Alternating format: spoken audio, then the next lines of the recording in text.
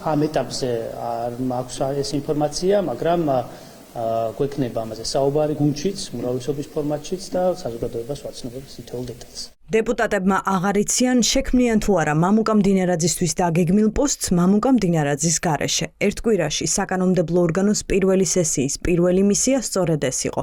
მდინარაძის წასვლის შემდეგ გეგმები ამოღირავდა. მოულოდნელი იყო, მოსალოდნელი იყო და ასე შემდგომ ეს ნაკლებად რელევანტურია საერთოდ ამ კონკრეტულ შემთხვევაში. მან მიიღო გადაწყვეტილება, პატივცემთ მის გადაწყვეტილებას. უნდა უფრო რაღაცა მეტის თქმა, თავად ითხოვდა, რაც თქვა, ეს არის და ეს. მე მჯერა რასაც ვისმენ და ხედავ სხვა არანაირი მიზეზი რომ რაღაც სხვანაირად დავიჯერო, მე დღეს არ მაქვს. Deputatები გადაწყვეტილებას ზემდგომებისგან ელიან. პარლამენტის თავმჯდომარე კი დიდი ხანია ამ შენობაში არ გამოჩენილა. შალვა პაპუაშვილი, რომელიც ფაქტობრივად ყოველ დილას Facebook პოსტით და პარტნიორებზე თავდასხმით იწყებდა, მთელი თვეა არაფერს წერს. სადაც ჩნდება, არც იქ ლაპარაკობს. ახლა კობახიძესთან ერთად რაჭაშია, თუმცა მედიასთან კომენტარი არ უნდა. პარლამენტში მდინარაძის გადაწყვეტილება ადმინისტრაციაში გამართული ბრიფინგით გაიგეს. პოლიტიკიდან წასვლა მათთვისაც მოულოდნელი იყო, ვინც მას უფროს მეგობრად და უახლოეს თანაგუნდელად აღიქვამდა. მაინც რატომ წავიდა, კითხვა ალბათ ყველას გაუჩნდა, თუმცა პასუხი საჯაროდ ნათქვამ ოფიციალურ მიზეზს არ სცდება. გვეუბნებიან, რომ სჯერად დაიღალა და პოლიტიკიდან დასვენება ასე უცებ გადაწყვიტა.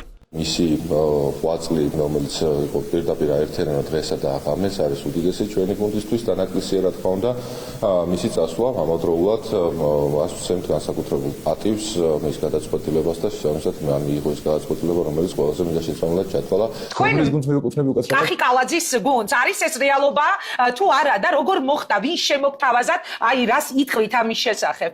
თუ ჩემი შეთვლის ადრესატი კალაძე რადგან იყო ეს ნიშნავს რომ კალაძის გუნდის წევრი ვარ, მაშინ ეს ასეა, მაგრამ ეს თქვენ შეუთვალეთ კალაძეს, რომ გინდოდათ სიაში. საერთო ნაცნობი ახლობელი მეგობარი. მამუკა მდინარაძე პოლიტიკაში კახა კალაძის დახმარებით მოვიდა. რამდენიმე წლის წინ თავადაც ამბობდა, რომ საერთო ნაცნობებს კალაძესთან დააბარა, რომ ოცნების გუნდში ყოფნა სურდა. დედაქალაქის მერიც დაეხმარა. ახლა ისიც არ ჩანს. კალაძემ მდინარაძისთვის საქებარი სიტყვები არც მაშინ გაიმეტა, როცა ის ძალოვნებიდან რეგიონებში გადაიყვანეს.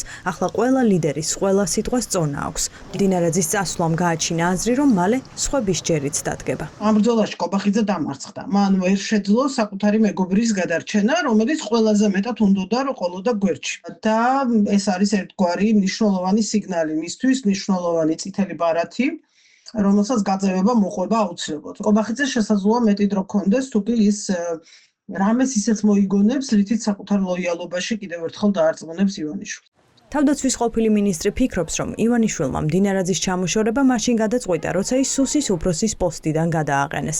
მისი შენარჩუნება კობახიძემ ახალ-ახალი პოსტების შექმნით სცადა, თუმცა ღარიბაშვილის მიერ ციხიდან ალაპარაკებამ ეს პროცესი ლოგიკურ დასასრულამდე მიიყვანა. ხიდაშელს საკუთარი ვერსია აქვს, თუ რატომ გახდა მდინარაძე ივანიშვილისთვის თავიდანვე მიუღებელი. ივანიშვილის მიერ ვის დაკრძალვა იყო სიმართლებით აღარ მახსოვს სიონის საკათედრო ტაძარში დიდი რაოდენობის დაცვით მისვლა და შემდეგ იმ საღამოს თუ მეორე დღეს დინარაძის ინტერვიუსაც ამბობდა რომ ადამიანს შეიძლება ბევრი შესაძლებლობა ჰქონდეს და ეს შეგეძლოს, მაგრამ ხალხს აღიზიანებს ამდენი დაცვებით სიარული და ამისგან ყველამ თავი უნდა შეიკავოს, ვინც არ უნდა იყოს ის.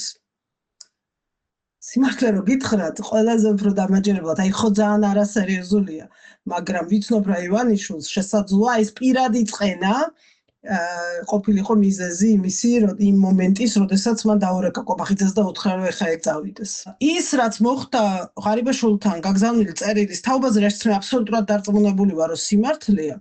ეს იყო უბრალოდ უკვე მცდელობა მათი მხრიდან, დინარაძე კობახიძის დაჯგუფების მხრიდან თავი გადაერჩინათ და ბიძინა ივანიშვილისთვის ეჩვენებინათ საკუთარი ლოიალობა და საკუთარი საჭიროება. თუმცა აქ ღარიბაშვილმა აჯობათ. ივანიშვილმა ბრძანება რომ ის მომხდარიყო, რაც მოხდა, ანუ ბრალი დაემძიმებინა და ასე შემდეგ, რა თქმა უნდა მიღებული იყო ივანიშვილის მიერ, მაგრამ ის რაც წერილში ეწერა, იყო არა იმის შესახებ, რომ ასე თუ მოიქცევი, აღარ დაგიმძიმებთო, არა. ეს იყო იმის შესახებ, რომ დაგიმძიმებთო, ოღონდ დაიბრალე და ხელი მოაწერო. და აი ეს უკვე შეთავაზება, ჩემი აზრით, ვარ აბსოლუტურად დარწმუნებული ამაში.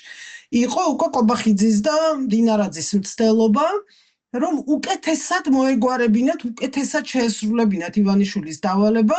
ღარიბაშვილის წერილები, კორუფციული საქმეები თუ ვერ დამტკიცებული ერთგულება. ვერსიები შესაძლოა ბევრი იყოს, თუმცა პოლიტიკოსები თანხმდებიან, რომ გადაწყვეტილება მდინარაძეს არ მიუღია.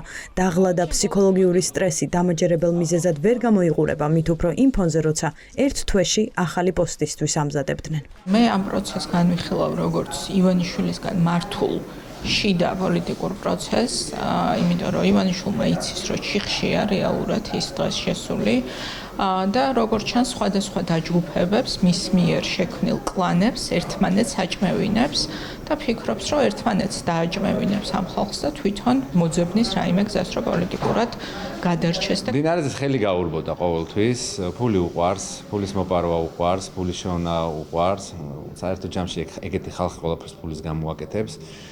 Როგორცაც სუსის უფროსობიდანაც იმაგიტო გააგდეს და ის ხმები რო რაღაცა კოლცენტრების ფულს შეეხო და სახში წაიღო, ბუნებრივია ეხა ეგ მე დარწმუნებული ვარ ეგ სიმართლე არის. სუსის თანამდებრო დატომა მაშინ ის პრობლემები რა ჩვენ არ ვიცით რატომ მოხდა ეს, რა იყო პრობლემები.